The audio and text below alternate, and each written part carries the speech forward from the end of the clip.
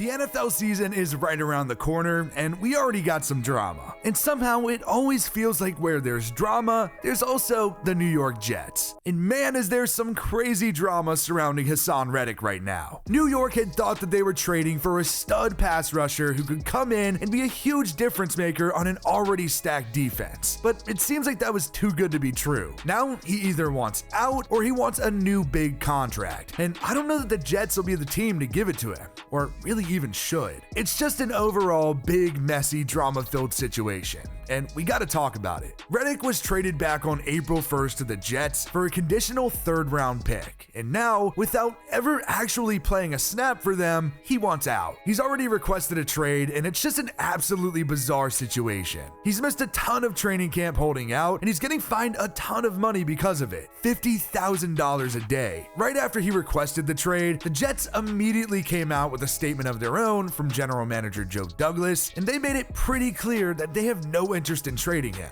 So he's pretty much just stuck there. He still hasn't practiced at all for the Jets, and he wants a trade. Now, clearly, this is all about him just wanting a new contract. When the Jets originally traded for him, he was expected to just play out his current deal. But you also have to think that the Eagles probably only traded him in the first place because they knew that they weren't going to pay him and that he probably wanted a new deal. So now he's on the Jets, and he's getting $14.25 million in base pay this season. He definitely earned a lot more as a player during his time with the Eagles, but now he clearly wants even more. He and Danielle Hunter both have 27 sacks over the past 2 years, and Hunter is now on a 2-year, $49 million contract. So it's safe to say that Reddick is underpaid right now, and it's really up to the Jets to figure out if they should pay him and just how much. A third-round pick is a lot for just a rental, but the Jets did have to fill a hole with Bryce Huff leaving in free agency, ironically, to the Eagles. They basically just swapped top pass rushers, except the Eagles also got a third-round pick out of it. Philly then ended up giving Huff a 3-year, $51.1 million deal. Not exactly the cheapest solution, and now Reddick wants his bag too. When you look at Haason Reddick, it's really hard to argue against him getting a huge bag. We're talking about one of the best defensive players in football over the past 4 seasons, and more impressively, he's done it with 3 different teams, and now he's on his 4th team in 5 years. He has 50.5 sacks over the last 4 years. That's good for the 4th most in the league, ahead of guys like Nick Bosa and Max Crosby, and only behind guys like TJ Watt, Myles Garrett, and Trey Hendrickson. He's without a doubt one of the best pass rushers in the league, and it really hasn't mattered which team he's been on. When you take a look at his career, he's actually been a really interesting case study. His journey to now is just insane. Reddick barely played high school football. He didn't play at all as a junior because of a knee injury, and then suffered a fractured femur 4 games into his senior year. It was really just a shitty situation. But then he decided to walk on at Temple and was actually a safety and running back. Eventually, he did make the switch to defensive end, and he went on to be a first-team All-AAC pick as a redshirt senior. That season, he had 10.5 sacks. It wasn't just enough to get drafted, though. He was a first-round pick and went 13th overall to the Cardinals. It was an incredible story up until then, and then he just wasn't that good early in his career. Over his first 3 seasons in the league, he only had 7.5 sacks in total. Reddick ended up having his 5th-year option declined, and it all really came down to 2020. It was a make-it-or-break-it season for Reddick, and he really made the most of it. He ended up having 12.5 sacks and suddenly was an elite pass rusher. He left on a 1-year deal to go on and play for the Panthers, which, by the way, was pretty cool to see because at the time, the head coach was Matt Rule, which was his college head coach at Temple. He just kept rolling that season with 11 sacks. Reddick then got a huge deal with the Eagles and just went nuclear in Philly with 16 sacks. He was a big reason why that defense was so good and made it to the Super Bowl. Then he had 11 sacks last season, and now he's a Jet. It would really suck if we actually didn't get to see Reddick play at all for the Jets this season.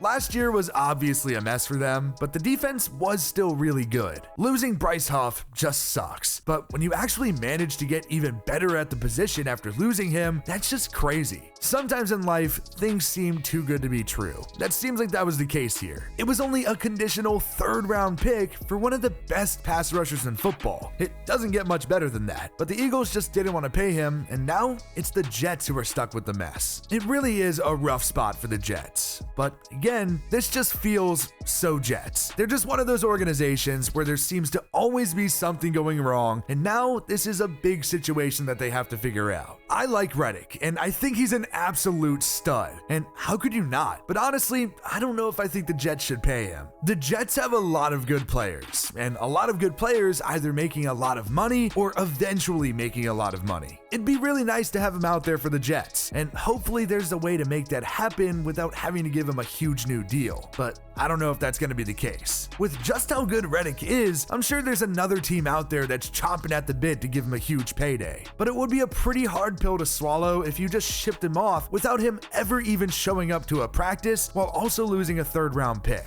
Although the Eagles probably aren't the happiest either, because if Reddick played 67.5% of the snaps this season, they would have gotten back a second-round pick instead. So I gotta imagine that Philly is hoping that they can figure this out and get him out there. And as a fan, I am too. Seeing Haason Reddick out there on the Jets defense just sounds like an absolute blast. This dude has been just so good, and so is that Jets defense. I gotta say, good on Reddick for going from one of the best defenses in the league to another top defense. Granted, the Eagles did have their issues last season, but the Jets were really good. I'd still bet that they're gonna be good anyway though, whether Reddick plays or he doesn't. Now, of course, Reddick is a good player and he's a massive difference maker, but I think the Jets are a great defense regardless. They have Jermaine Johnson at defensive end, who really did start showing out last year, and it was really only a matter of time until his first-round talent started making an impact. And that's really a lot of the Jets defense. First-round picks. It's just filled with them. If Reddick does end up holding out, which, by the way, wouldn't last past midway through the season, the Jets would technically still have him under contract on a one-year deal next season if he just never shows up. But even if he's out for just a little bit, we could actually get to see Will McDonald play this year, who was also a first-round pick last year. He got some playing time as a rookie, and if he ends up coming in and playing really well while Reddick sits, Reddick might end up losing himself a ton of money. Even just looking at the other guys on that line, it's just stacked up front. Quinnen Williams was a first rounder, and now he's just an absolute stud. And then both Javon Kinlaw and Solomon Thomas were both first rounders for the 49ers. There is just so much talent on that defense, specifically up front. At linebacker, Quinnen's brother Quincy Williams is there, and vet CJ Mosley is also there too, who, by the way, is also a first rounder, even if it was a really long time ago. Then, of course, there's probably the best dude on the defense at cornerback, Sauce Gardner. Again, a first-round pick. This defense is just absolutely loaded, and not to mention, it already has great coaching from Robert Saleh. He was hired to come in and be a defensive mastermind, and safe to say it's worked, but now he really needs to figure out everything else. The defense will be good again, and having Reddick out there would certainly help, but I don't think it's a necessity. But regardless, it's a huge year for the Jets. Robert Saleh didn't get fired, and he now has a chance to run it back and actually see what would have happened with a full season with Aaron Rodgers at quarterback.